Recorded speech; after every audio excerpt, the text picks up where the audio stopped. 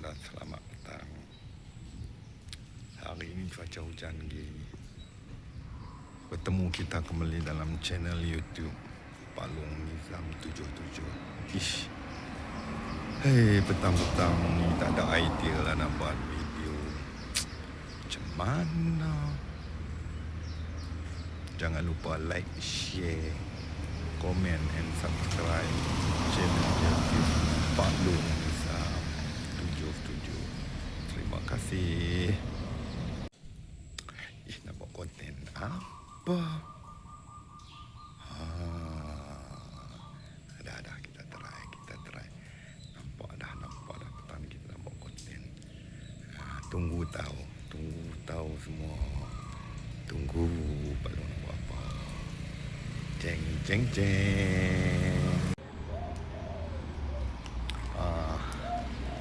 Nampak apa yang Palung nampak ni.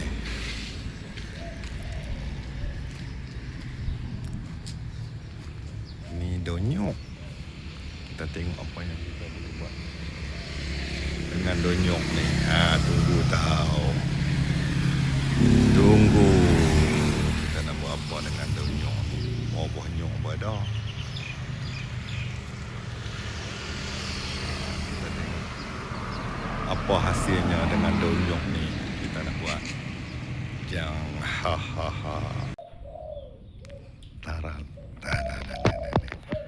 Okey. Donyok ni dah ditebang. Agak-agak nak buat apa? Cuba hampa teka.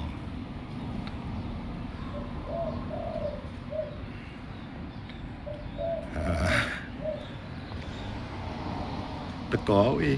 Apa nak buat ni?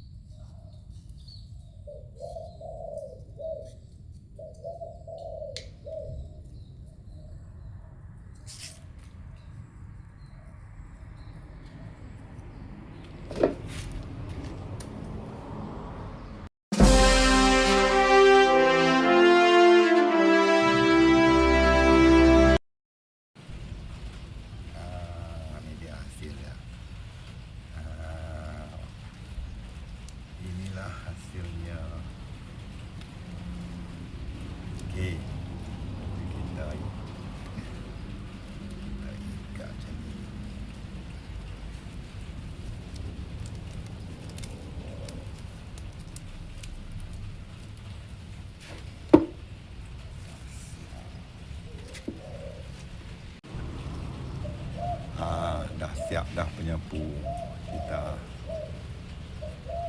Penyapu ni abang buat. Nanti bayar lalat kat rumah banyak. Lalat banyak dekat rumah. Tapi orang tua-tua dulu banyak dulu kenaan penyapu ni. Boleh buat penyapu dalam rumah, buang sawang lebah, labah-labah. Yang utama motif abang nak mencegah lalat yang ada di kawasan sekitar rumah abang lah. Okey, sekian, terima kasih, semoga terhibur. Jangan lupa like, share, komen, and subscribe channel YouTube Pak Long Nizam 77. Sekian, terima kasih.